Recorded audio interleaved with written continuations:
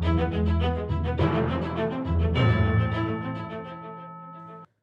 what's happening in China and in Hong Kong as we speak?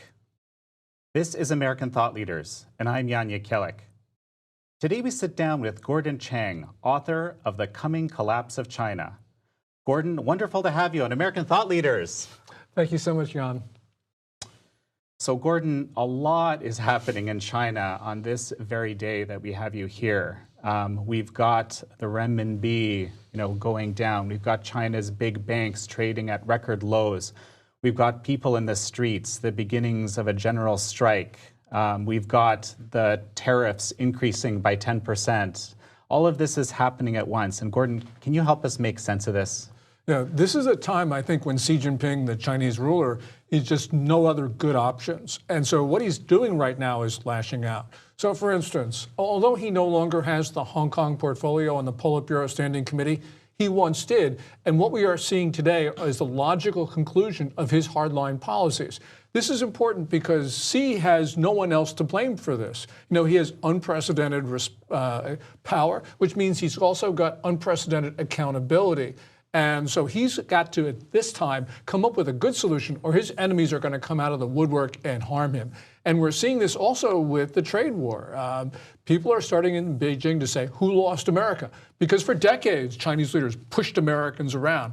And Xi Jinping right now is meeting a President Trump who is not cooperating. So you've got a lot of things occurring right now. And I think China is in one of these very fragile states. It can really lash out at us. So the beginnings of this general strike, can you give us a bit of a sense of how we got here? Yeah. Carrie Lam, who's the Hong Kong chief executive, has pushed forward an extradition bill. And this bill would expand the number of jurisdictions to which Hong Kong can extradite people to. And one of those additional jurisdictions is the People's Republic. This was extremely unpopular. Of course, it was unpopular, would be unpopular with the pro-democracy forces, but it was also unpopular with the business community in Hong Kong. And the reason is that they were worried that their business partners in Beijing or wherever would then start to use this extradition bill to pull them into the mainland, where, of course, there's no rule of law, there's no fairness, there's no justice. Also, it allowed, and people didn't understand this, it allowed the freezing of assets prior to extradition. This was really horrible stuff. So what it did was a united society.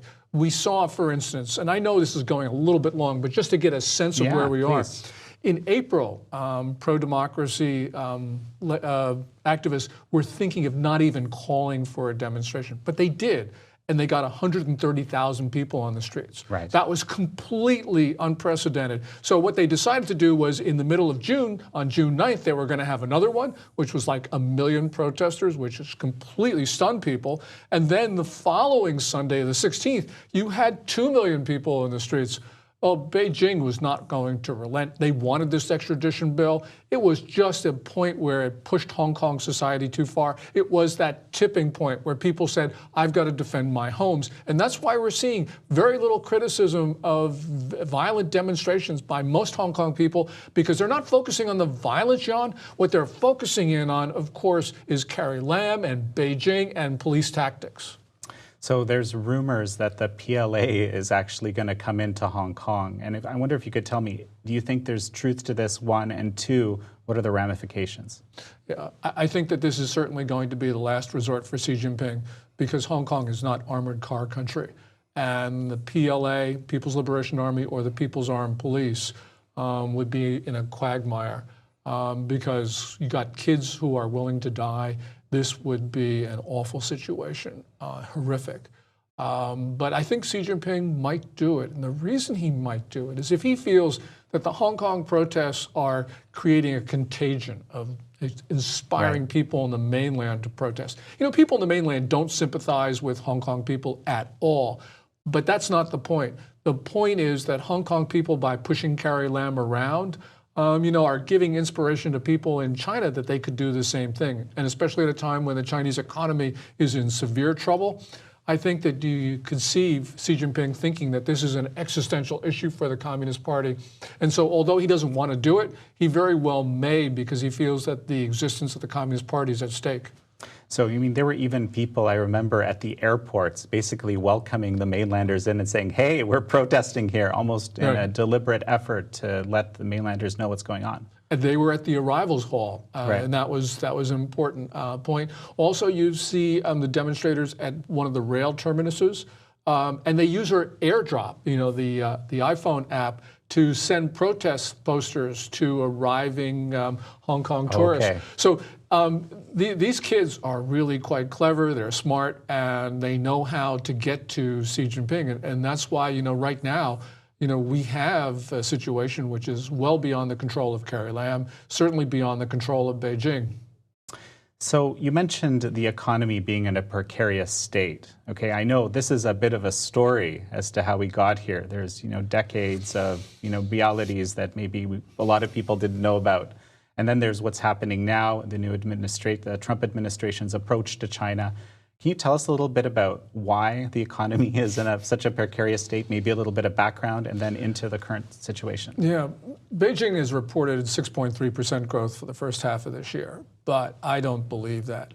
And in December, you had a professor at Renmin University in Beijing say, look, in 2018, the Chinese economy was going to grow at most 1.67%, might even contract. Beijing eventually reported 6.6 for the year. But when you start looking at the underlying numbers for June, you can point to you can make the case that the economy is already getting smaller. This was going to happen regardless of the quote-unquote trade war, because China is just Xi Jinping's belief in a state-dominated economy. This was going to slow down the economy anyway. This is the antithesis of reform. This is going back to something that Mao might even find familiar with. Xi Jinping was pushing out the foreign companies. He was going after the domestic private entrepreneurs and piling on debt like crazy. So China right now, even if you believe their inflated GDP claims, is creating 5.5 times as much debt as nominal GDP. So then you have President Trump come along and say, look, we're not putting up with Chinese theft of intellectual property anymore. Right. You have the Section 301 tariffs, Section 301 of the Trade Act of 1974 as a remedy for IP theft. So a lot of bad things are happening for at the Chinese economy at the same time. And that's why I think you've got a Xi Jinping who is lashing out, because he doesn't see any alternative. He's really trapped.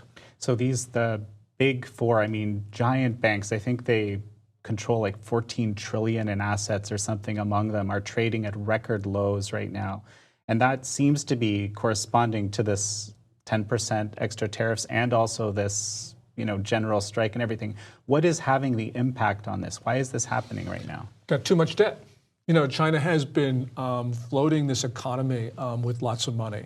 So, for instance, their M2, the broad gauge of money supply, is about 203% of Chinese GDP as reported, and that's inflated. For sake of comparison, U.S. M2, 69%. What China's done is really just pushed out enormous amounts of money since 2008 to avoid the downturn. And so right now, it had to happen sometime, and now is the time. So you have these big banks, they've got too much debt.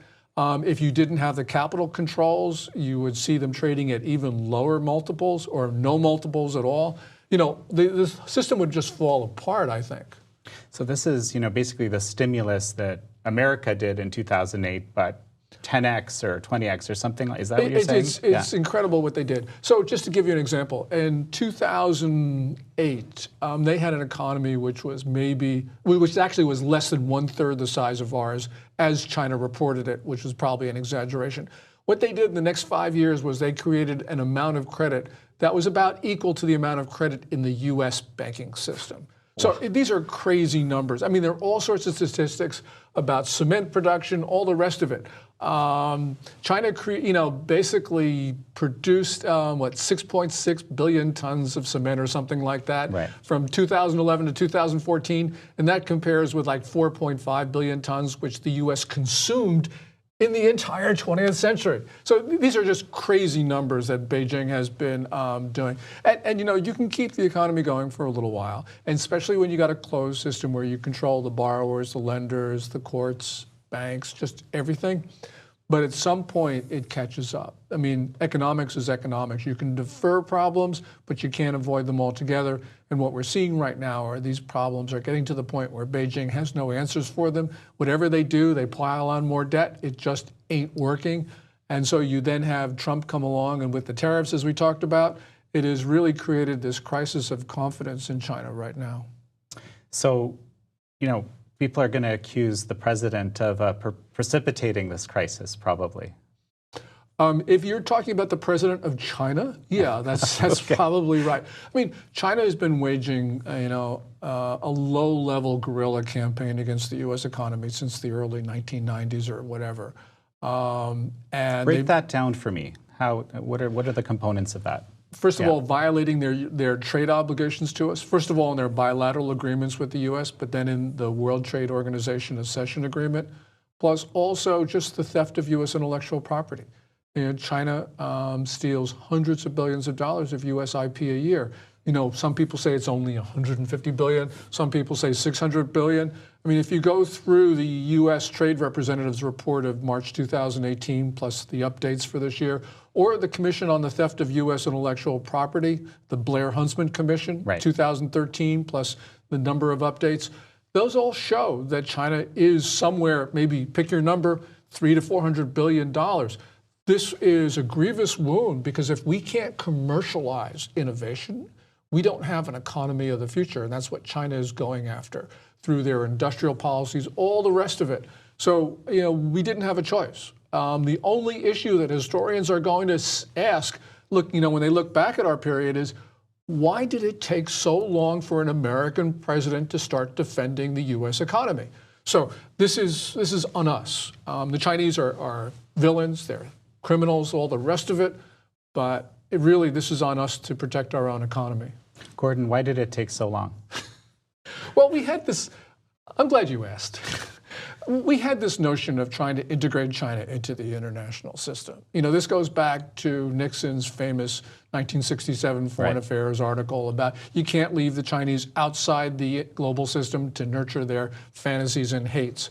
So the idea was you bring them in, they become enmeshed in this system of treaties, rules, conventions, norms. They become part of it, they have a stake in the system. This was nice theory. It sounded great to the ear, but it didn't take into account that this was a communist system. But the point is, people then, the last couple of years have started to realize that the Chinese are malign actors and something had to be done.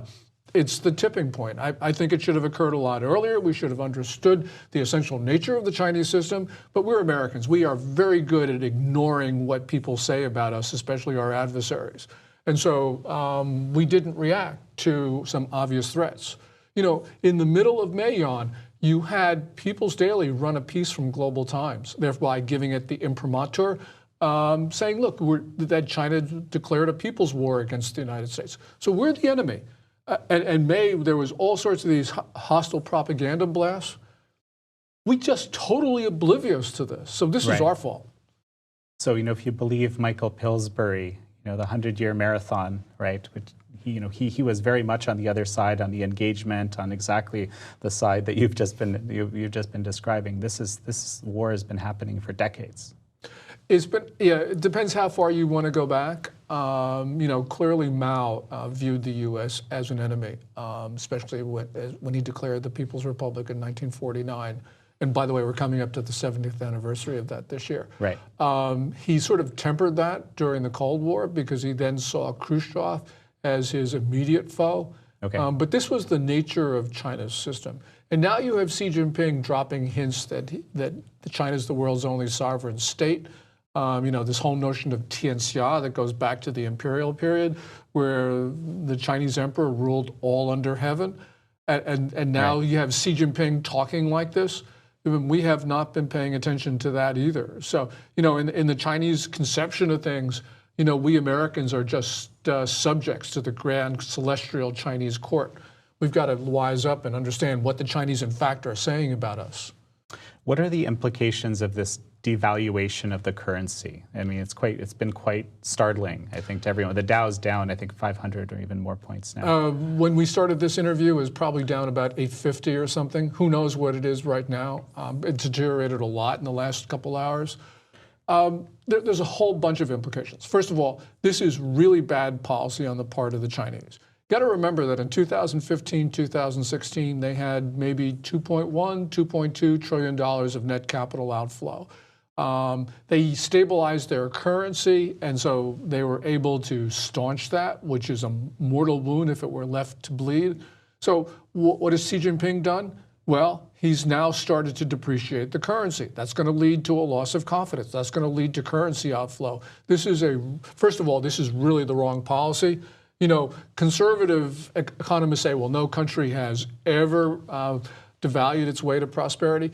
But the point is, this is something that could lead to a fatal outflow of cash for the Chinese. Because this is not some speculation. We just saw this in the middle of this decade.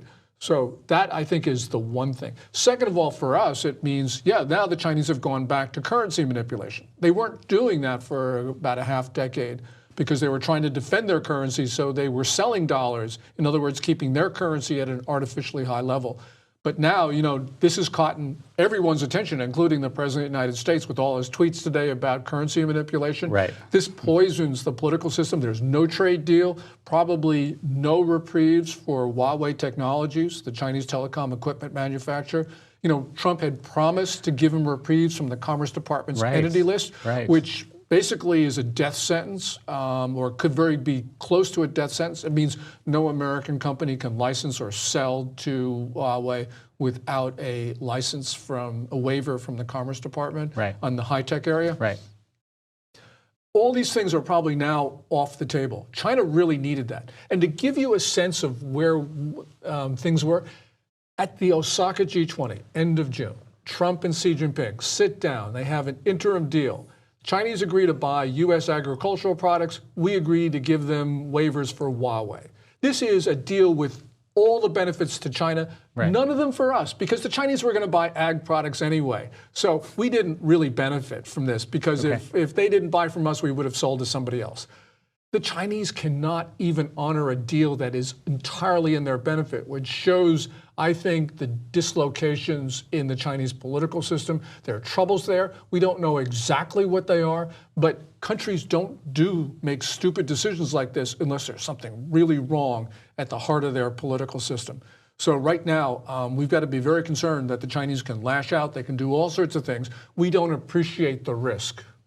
So, you know, I keep thinking, you know, it's almost like they got entitled to basically taking advantage of the U.S. over so many decades. Well, they pushed around American presidents for 4 decades, going back to 1972.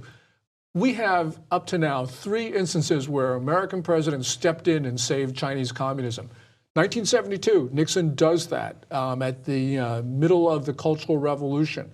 And then you have, for instance, George H.W. Bush telling Deng Xiaoping after the Tiananmen massacre, don't worry about our sanctions, we don't really mean it, we have your back. That was horrible. And I believe that history will condemn George Bush for that. And then you have Clinton, 1999, the agreement between China and the U.S., which essentially contained the terms for China's entry into the WTO. That was a really bad time for China. The economy was probably not growing, or if it was growing, it was really low. You had all sorts of geopolitical problems for China. Clinton staved and rescued them. I was always very concerned that we were going to see rescue number 4 when Trump has a trade agreement with the Chinese. Now I'm not so concerned, because a trade agreement with China is really politically unpalatable. I think, at least for the moment, for the next several months, we can rest easy that we're not going to do the 4th rescue. So what is the impact on the U.S. economy of all this right now? We're seeing the immediate impact, but what is the impact in the longer term? For a short time, I think consumer products prices will go up a little bit.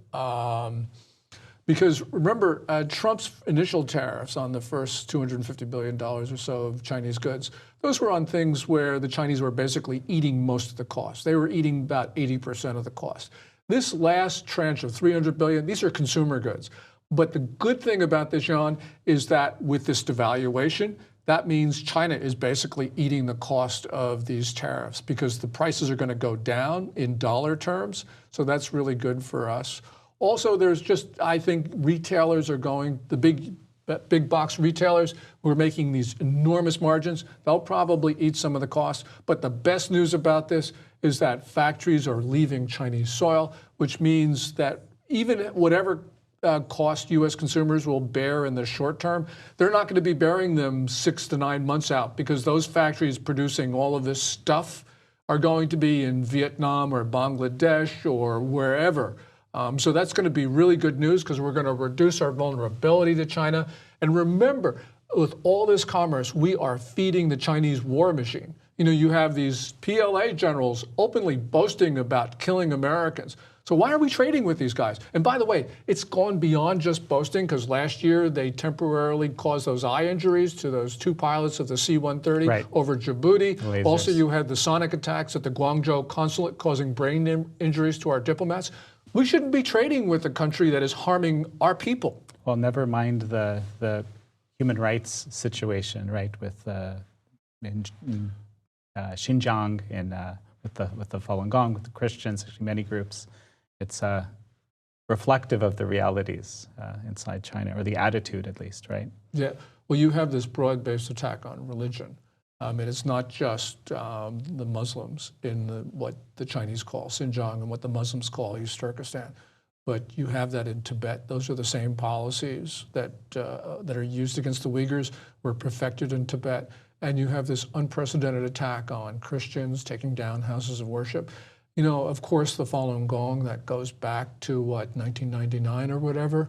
But then this is really stunning. Xi Jinping is going after non-Tibetan Buddhists who've always had free passes because it was considered to be like a quote-unquote Chinese or local religion. Right. So now they're going after them. So this is a broad-based attack on faith. And we've got to understand that it is against all of us. And all of us have a stake in making sure that Xi Jinping can't prosecute this. So whether you're talking about Muslims, Christians, Falun Gong practitioners, Buddhists, you name it, there is a war on faith. So I'm going to read a couple of tweets that you did today, which I thought were, quite provocative. And I'm going to kind of just telling the truth, Jan. I would like it if you could kind of explain a little bit more. You meant the first one is today Donald Trump became a wartime president. Xi Jinping, through various actions, is now viciously attacking the United States. You've talked about some of these things already. Is there anything else that would make you that feels like a very strong statement? And why today? Today is because it's become evident what they're doing to the economy. They have, for instance, the currency manipulation we talked about, but also Xi Jinping apparently ordered all Chinese state enterprises not to buy U.S. agricultural products, which is an attack on the U.S. economy. So now what we knew about has now come into the open. When you take into account that they've been attacking our service personnel, as we just discussed, they don't believe that we're not a sovereign nation. The attack against the U.S. is across the board. And so I believe that Trump is a wartime president. This is a struggle that will define us. I believe that when it's over, there's only going to be one standing. It's either going to be the People's Republic of China or the United States of America. But unfortunately, we can't coexist. And we're not driving this, Jan. Trump's not driving this. It's Xi Jinping was pushing everybody in a direction they don't want to go. And we have to recognize the comprehensive nature of this challenge. And we've got to defend ourselves. That's why Trump is a wartime president. You also said China, as my friend, the esteemed Professor Arthur Waldron says, is now disintegrating. Is that China? Is that the Chinese Communist Party? What's disintegrating? The political system. It's the political system and the economy. The economy, we know, is somewhere. It's heading south and it's going fast. We can see that in the currency. We can see it in the desperation of what Xi Jinping is doing. But the most important thing is what we were talking about before, and that is there's some very simple things that Xi Jinping should be doing, clearly in China's interest. He can't do them. And that shows that there is disunity and disorganization and indeed disintegration of the political system. Xi Jinping, remember, because he has unprecedented or almost unprecedented power, therefore has almost unprecedented accountability. You know, in the collective system, something went right, it was great, everybody got credit, something went wrong, everyone sort of got the blame, which means nobody got the blame. Right. But right now you've got one figure, which means that he can't hide. I mean, he can crush his opponents, but he can't argue about them. And I think what's happening is we're seeing his opponents come out and saying, you're wrong on Hong Kong, you're wrong on the trade war, you lost America, et cetera. So I think that essentially what you're seeing is a political system that can't do the right things. As I mentioned, this simple thing, buying U.S. ag products, should have been a no-brainer for Xi Jinping. Right. He was getting all the benefits. He's got a reprieve for Huawei. This is the future of the 21st century, is who controls 5G, who controls AI. You give a reprieve to Huawei, they're winning already. So Right. This makes no sense. I mean, just no sense at all. Because they had to buy those ag products anyway, so they might as well have bought them from us. But he didn't do it. That's disintegration, when you can't do the right things. This is folly. Barbara Tuchman, you know, when governments go out with and do things that undercut their own interests. That's why I think that, you know, Arthur's been talking about this, and I think he's absolutely right. We're seeing a political system that can't function properly. So what do you think is the right approach for the current administration and the U.S. government right now, in light of everything that we're seeing? To understand that there is only going to be the US of A or the PRC, not both. We've got to defend ourselves. And we don't want to do this. We don't want to talk about it. But this is really the right approach, that we have to oppose China across the board. We've got to stand for freedom and democracy. We've got to stand for the international system that China is attacking, this Westphalian system that Xi Jinping has been trying to undermine. This is across the board. We have to oppose them, because this is where we defend our society. Okay, well, let's flip it around now. What would be the best way for Xi Jinping and indeed China to basically step out of this into the future, in your view? Very simple. Everyone's been telling the Chinese this. You know, end up with a free market economy, elect your leaders. Not that difficult to understand, but that's not the way that they see it. It's unfortunate, and we should stop trying to persuade them. It's unfortunate, but with Xi Jinping, you just have to push him over the edge of the cliff. So, and what are the next few steps that could be done to precipitate that, to use a pun? I think that what we're going to have to do is, first of all, on Huawei, is give them no reprieves.